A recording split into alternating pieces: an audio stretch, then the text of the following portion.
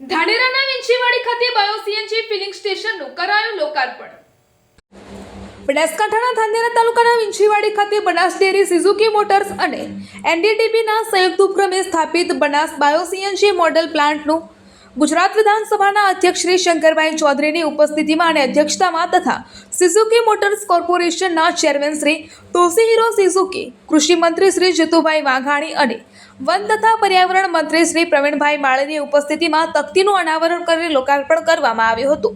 આ પ્રસંગે bio-CNG feeling સ્ટેશનનું ઉદ્ઘાટન તેમજ દેશમાં સહકારી મોડેલ આધારિત પ્રથમ ગ્રામીણ ભારત ટેક્સીને લીલી ઝંડી આપી પ્રસ્થાન કરાવવામાં આવ્યું હતું।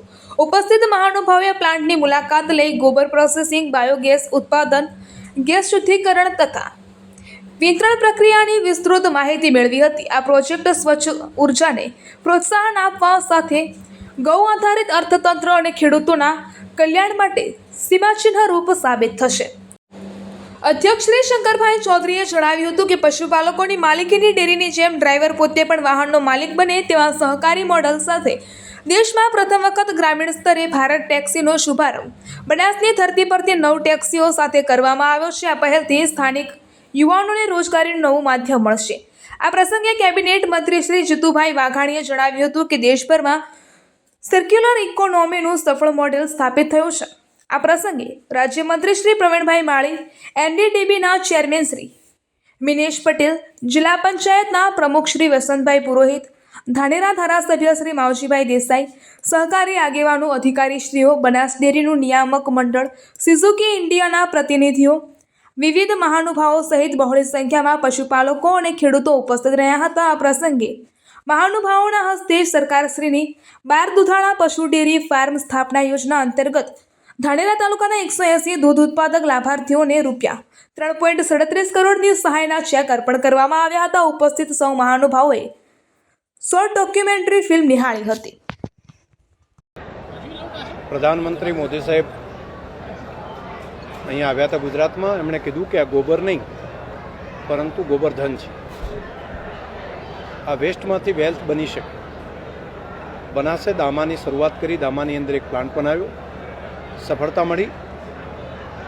સુઝુકી પણ સાથે જોડાઈ અને આજે આ ચોથો બનાસની ધરતી ઉપર કમ્પ્રેસ બાયો સીએનજી પંપ એનું લોકાર્પણ માન્ય મંત્રી શ્રી જીતુભાઈ વાઘાણીજી અને સુઝુકીના ચેરમેનના હસ્તે કરવામાં આવ્યું।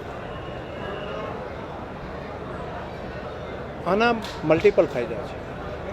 બહારથી જે આપણે ગેસ લાવવો પડે છે એ વિદેશ ઉપર આધારિત નહીં રહેવું પડે।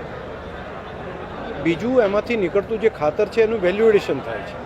જે છાણ ગરમી, સૂર્યતાપ અને હવાને કારણે એની અંદરની પોષક તત્વો ઉડી જાય છે, તો એને સંગ્રહિત કરીને રાખવાથી મલ્ટિપલ થઈ શકશે। અનેક ગણું ઉત્પાદન અને એના કારણે જમીનને વધારે જે જરૂરિયાત છે એ પ્રમાણેનું પોષક દ્રવ્યો મળશે, એટલે સોઇલ હેલ્થ ઠીક કરવાનું કામ કરશે। માઇક્રોરાજા ડેવલપ બી આના કારણે વધારે થાય છે।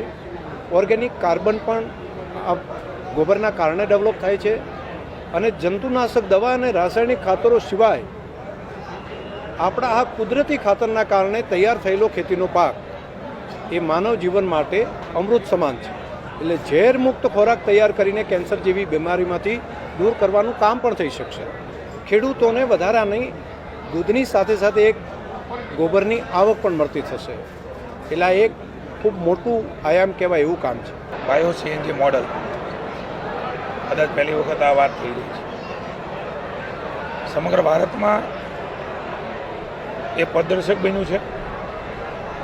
એમના ચેરમેન, અમારા વિધાનસભાના અધ્યક્ષ અને જેમણે ડેડિકેશન, સંપૂર્ણ સંવેદના અને સમર્પણ ભાવ સાથે બાયો સીએનજી પ્લાન્ટ બનાસ ડેરીએ પહેલો નાખ્યો।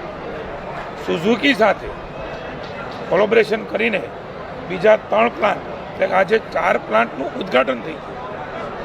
માનની મોદી સાહેબના નેતૃત્વની અંદર સર્ક્યુલર ઇકોનોમી, ગોબરધન, કૃષિ, કિસાન, એ ગોબર ખાતર બનીને પાછું ખેતરમાં જાય, આવી અદ્ભુત પ્રક્રિયા, અદ્ભુત રચના માની શંકરભાઈ ચૌધરી સાહેબે કરી છે। ત્યારે રાજ્ય સરકાર વતી માનનીય મુખ્યમંત્રી ભૂપેન્દ્રભાઈ પટેલ વતી અને ભારતીય જનતા પાર્ટીનો જે સંકલ્પ છે એ સંકલ્પને ગ્રામીણ ક્ષેત્રનું આર્થિક મજબૂતીકરણ એનું સૌથી ઉત્તમ ઉદાહરણ એ બનાસ બાયોસીએનજી મોડેલ બન્યું છે. ત્યારે માની અમિતભાઈ સહકારથી સમૃદ્ધિ જે પ્રકારે 1000 પ્લાન સમગ્ર દેશમાં સ્થાપવાનો નિર્ધાર કર્યો છે અને સંપૂર્ણ ભરોસો છે. 100 પ્લાન્ટ તો એ માત્ર બનાસ ડેરી નાખી શકે એવી ક્ષમતા એ માત્ર બનાસ ડેરીના પશુપાલકોનું જે ગોબરધન છે એના થકી સંભવ છે.